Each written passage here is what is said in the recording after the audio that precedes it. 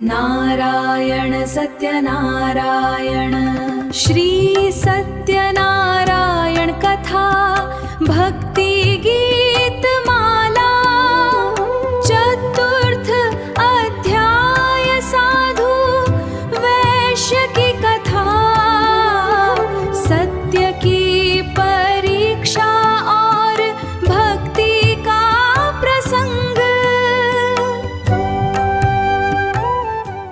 राजा चंद्रकेतु से मुक्त होकर साधु वैश्य अपने घर लौटने लगा। साथ में उसका दामाद भी था। दोनों के पास अब धन और सुख था, पर मन में थोड़ा अभिमान आ गया और वे अपने नगर की ओर बढ़ गए।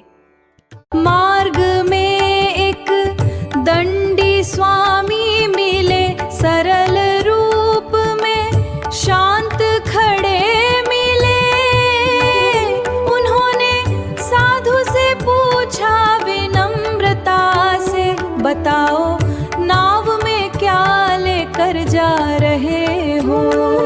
साधु ने अहंकार में उत्तर दिया, नाव में तो केवल लता पत्ते हैं।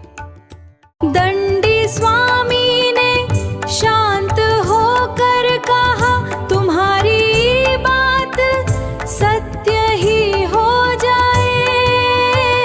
और वे आगे मार्ग पर चले गए। साधु भी अपने मार्ग पर बढ़ गया। पर जब उसने नाव को देखा तो सारा धन पत्तों में बदल चुका था। यह देख कर साधु घबरा गया और भूमि पर मूर्छित हो गया। होश आने पर उसे समझ आया, यह मेरे झूठ का परिणाम है। वह दामाद के साथ वापस गया और दंडी स्वामी के चरणों में गिरा। यह देख कर साधु घबरा गया और भूमि पर मूर्छित हो गया। होश आने पर उसे समझ आया, यह मेरे झूठ का परिणाम है। वह दामाद के साथ वापस गया और दंडी स्वामी के चरणों में गिरा। भगवान उसकी भक्ति से प्रसन्न हुए और सब धन पहले जैसा कर दिया। साधु ने भगवान को धन्यवाद दिया और मन में विनम्रता रखी। अब उसने अहंकार छोड़ दिया और सत्य का मार्ग अपना लिया।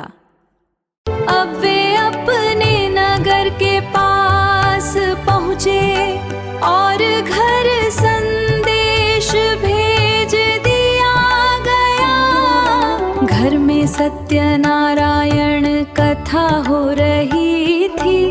कलावती वहाँ पूजा सुन रही थी। पिता के आने का समाचार मिला और वह बहुत प्रसन्न हो गई। माता ने कहा, पहले प्रसाद लो, फिर बाहर जाना उचित होगा। पर कलावती उत्साह में थी और प्रसाद लेना भूल गई। जैसे ही वह घर से बाहर गई, उसका पति और नाव अदृश्य हो गए। यह देखकर कलावती रोने लगी और तुरंत वापस घर आई। उसने श्रद्धा से प्रसाद लिया और भगवान से क्षमा मांगी। तभी उसका पति पुनः प्रकट हुआ और सब कुछ सामान्य हो गया। इस कथा से यह शिक्षा मिलती है, सत्य का पालन आवश्यक है। अहंकार से जीवन बिगड़ता है और प्रसाद का सम्मान जरूरी है। जो श्रद्धा से यह कथा सुनता है उस पर प्रभु की कृपा होती है। यहाँ श्री सत्यनारायण देव के अध्याय अंक 4 की समाप्ति हुई। बोलो श्री सत्यनारायण